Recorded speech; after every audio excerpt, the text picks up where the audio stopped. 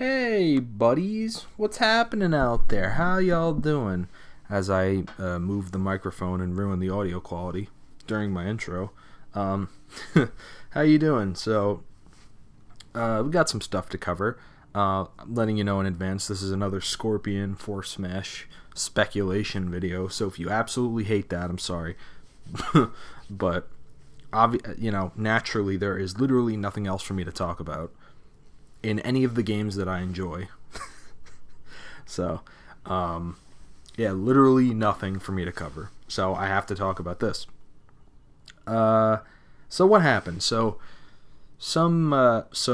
website called Shack News, one of the guys who worked there, he actually asked Ed Boon about Scorpion and Smash, which I knew somebody was gonna have to ask him at some point, but it's just funny that I feel like it's taken quite a long time for somebody to ask him this question. So I'm gonna play the audio. Hopefully the quality comes out, and then we're gonna talk about it. All right, here we go. I kind of want to talk about, the game is on Nintendo Switch. It is, yeah. There's another game on Nintendo Switch called Smash Brothers Ultimate. Also a great game. A celebration of gaming is what Sakurai-san said. It is. What would you say about potentially celebrating Mortal Kombat in the series with maybe Scorpion and Sub-Zero as Echo Fight? That would that's from my perspective, me personally, I can't speak for all of Warner Brothers or anything, but it would be like a stamp of approval, like as part of the gang and all that stuff. So I would love to see something like that. Again, I'm not speaking for everybody, but me personally, that'd be a great, really cool thing to see. Okay. So that's what Ed Boon had to say about Scorpion and Smash. So there's a lot of ways for me to interpret that. First of all, he didn't say no comment. He didn't say I don't know. He didn't sort of brush the question aside. It didn't seem like he had much trouble answering the question. So there's always talk about NDAs when people are under NDAs, and to get the one thing out of the way, so in the past, the Banjo-Kazooie composer Grant Kirkhope, he in an interview said, "Don't hold your breath to see Banjo at E3 last year." And then what happened? Banjo in Smash happened at E3. And then also the people who make Fatal Fury said, if you could pick a character from Fatal Fury to come, or King of Fighters to come to Smash, who would you pick? And they said it would be cool if we put in this dog character or whatever. And obviously, it was just a BS statement to cover up the fact that they indeed had a character in Smash being Terry Bogard. So it's a little weird. It's not like people under NDAs can't say anything, because they have before. Same thing is happening recently with Doom Guy. The people who developed Doom kind of been really outspoken lately. They said stuff like, we approached Nintendo about Doom Guy and Smash. And then more recently they said, we brought it up, but it never went anywhere serious, so we don't know. And it's just Doom Eternal and Animal Crossing are coming out on the same day, and I kind of had this theory, and I haven't talked about this yet. I have this theory that when a Nintendo thing and a third-party thing happen on the same day, that means there might be something to it. So let me first say what I'm talking about. So when Joker was revealed for MK11, with all the other fighters of Fighter Pass 1 or Fighter Pack 1 or Combat Pack 1, they had the release dates of the characters. So Joker's release date back in I think it was August, they revealed that his release date was going to be January 28th, way back in August. It's not like NetherRealm changed the release date or anything. And then fast forward to Nintendo, they reveal Byleth, and Byleth comes out on January 28th. So And there's sort of this theory about Byleth that Byleth was changed from Pack 2 to Pack 1, and that, yeah, just something happened behind the scenes. Now, here's my perspective. Here's Nintendo. Here's what I think. If you have, some leeway to decide a release date for your fighter, right? Why would you pick the exact same day as this other fighter from another big game, right? Now, Byleth wasn't all that hype, right?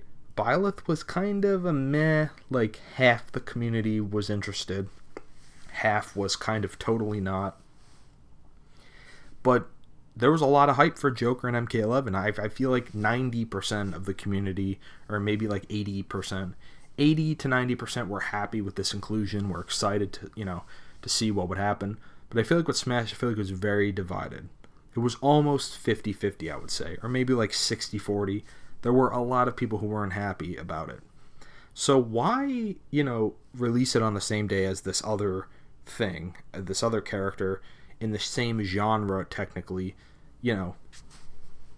And that was so weird to me, because it's just like, wow, I'm getting two fighters from my two favorite fighting games on the same day.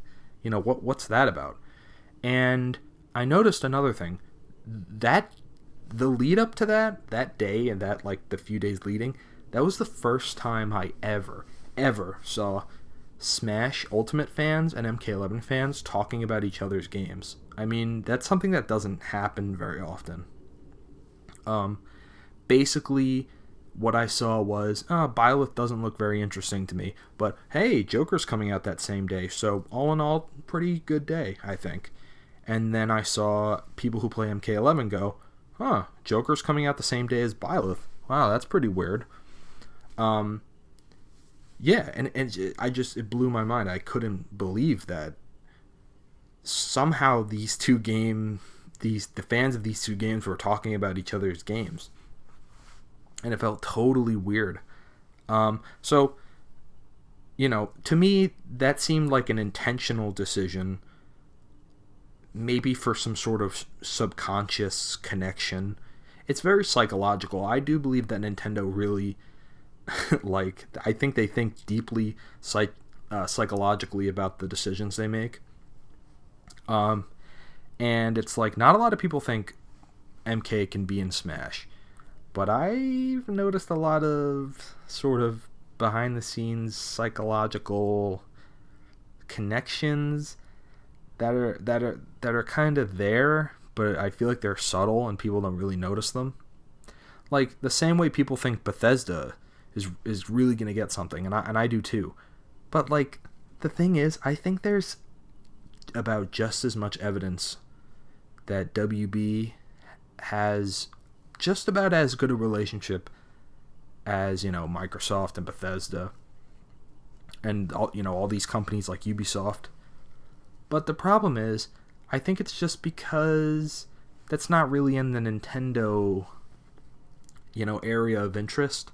So the people who speculate Smash aren't really, looking in that area, because WB develops, Lego and Batman and, the Shadow of Mordor games and the NetherRealm fighting games, Injustice and Mortal Kombat. It's kind of like it's kind of far away. It's like the odds that a Nintendo fan would also be interested in like Mortal Kombat or Shadow of Mordor or Batman. I feel like it's not as often. But I feel like if you weigh the exact evidence, I feel like it stacks pretty parallel to the other companies that people think are really likely, like Ubisoft. It's based almost purely on the fact that these companies put a lot of their games on the system and that they sometimes cross over with their characters, which this hasn't happened for WB yet. I have a theory that I think it's going to soon, but it hasn't yet, so who knows. But let's get back to Ed Boon, right? So we have to go back to the point where it's like, how much can you say under an NDA, right? In the past, it seems like you can, as long as you don't say, like, yes, it is happening, then I feel like you can say whatever you want. Really.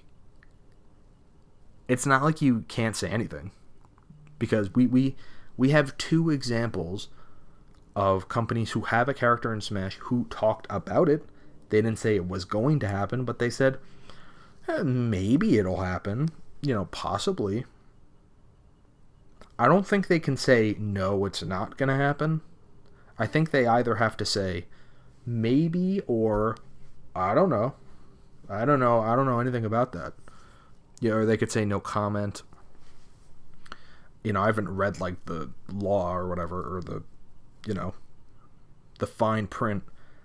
But just based on what evidence we have to go on, I think they just can't outright confirm it themselves, or they can't outright say that they have knowledge of what they're talking about. They can't go, Ed Boon can't go, I think there's a theory to that, or, I think there's something more to that idea.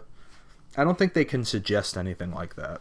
This got talked about on Twitter by just some articles that retweet or just tweet out the information. Like, Ed Boon talked about Scorpion and Smash. Would you like Scorpion and Smash? And the thing that annoys me so much, I feel like I still don't know if people actually would like Scorpion and Smash, because the only thing people will ever talk about is that, oh, it's banned, so it's never going to happen. It's like, okay, but do you want the character in Smash? Would you be excited? I don't care that you don't think it's going to happen, because clearly it can happen, and people just aren't paying enough attention. It's like Scorpion and Sub-Zero have been toned down on an occasion in the past. They did it for Bayonetta, they did it for Snake. A lot of people think Doom Guy is really likely, and literally every aspect of Doom Guy would have to be toned down. The idea is, oh, they can't be in because it would have to be toned down too much. Scorpion was in Injustice 1, Sub-Zero was in Injustice 2, they were in the mobile games, they've been toned down, they don't do anything violent in those games. The worst thing Sub-Zero does is he kills the camera guy at the end, but you don't even see it. You see it from a POV perspective. And you hear bones breaking, but it's a rated T game, so they can do that. It's obviously you can put these guys in Smash, right? But there seems to be this idea that it's impossible and you can't do it. So I don't know. I can't help. I can't help that. That just seems to be the prevailing theory. It's fine. I think that the less people expect it, the better the reveal could be, if it happens. I'm not saying it will. But there's one more thing I want to talk about. Another thing is that this is probably a coincidence. There's no way that these two things have anything in common. But I just feel like the suggestion, Ed Boon, he said that it would be a stamp of approval, and that it would be MK is part of the gang and he's part of the group. I just feel like that's very specific, and I don't know which way to take that. It seems like he has some positivity towards the idea that Mortal Kombat could be part of the group and part of the Ultimate Gaming crossover. But it's there's one side to me that thinks maybe he does know about this, and maybe that's sort of his thoughts, that MK is going to be part of the Ultimate Gaming crossover and that he's part of the gang, and they're no longer going to be sort of pushed aside because they're kind of this outsider whose gameplay is too violent for people and it's controversial. But then it kind of can go the other way. It kind of goes, maybe that's just a dream type of thing. It's we would love to be part of the Ultimate Gaming crossover, but probably not going to happen. We would love for it to happen, but we don't know if it will. So there's really two sides to take that. Yeah. I don't know which side to go with that with. Although a part of me feels like he wouldn't have said that if Scorpion or Sub-Zero is coming in the game, because I don't know. There's just some part of me that feels like that's a little bit too specific. Last thing is that there's that MK, remastered collection that got rated like over a month ago. And once something gets rated, that means it'll get revealed eventually. But I think it's been like over a month now. Some things get revealed fast, some things take a while. So let me just once again say, I feel like the boy who grabbed wolf. I say this every single time. I'm sorry, but I just like reinforcing this idea that we have no clue who the upcoming Smash DLC characters are going to be. It literally could be anybody from gaming. So here's the idea. My idea is this. There's an upcoming Nintendo Direct probably this week.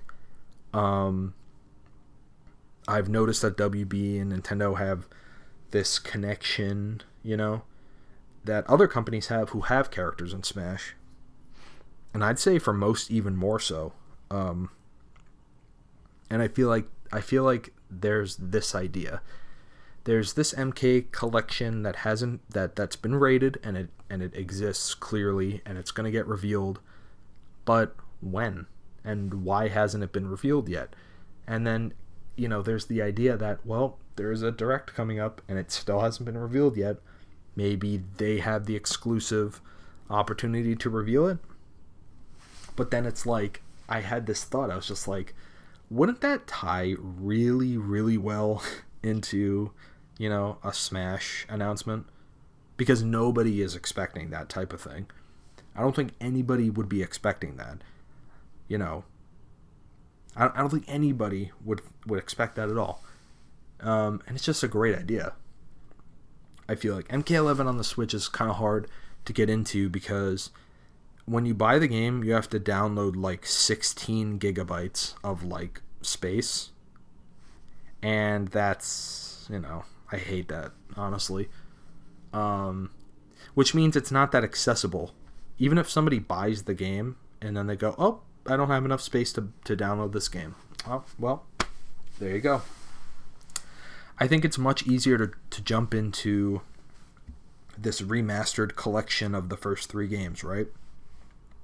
So that's kind of my idea. They get the exclusive opportunity to reveal that collection, and then maybe they announce Scorpion or Sub-Zero in Smash, and then, they either do, oh, it's coming out today, or it's coming out in a couple weeks or something, but just know that this character is our next Smash character. So that's what they could be doing. Yeah. There was also that Scorpion and that Mortal Kombat animated movie that I thought is pretty interesting. I kind of thought, I don't know why that needs to exist unless like they're just trying to,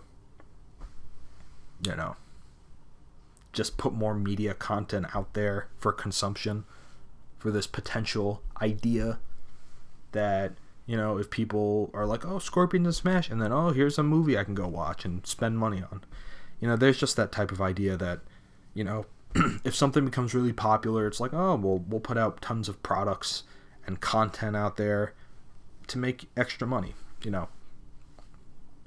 Like when they made like a statue for Banjo right around the time he was revealed, obviously, probably to bank on, the fact that this character is making a resurgence and it make a quick buck, Okay, but at this point I'm rambling, so that's it.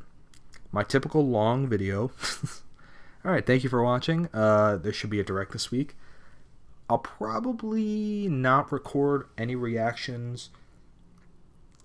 I mean, I always have my mic on nearby if I feel like something's going to happen. But if I don't see anything worth reacting to, I'm not going to record anything. And besides, those reactions get no views anyway, so it doesn't even matter. Alright, so that's it. Thank you for watching. I will see you soon. Keep on fighting. Have a fantastic day.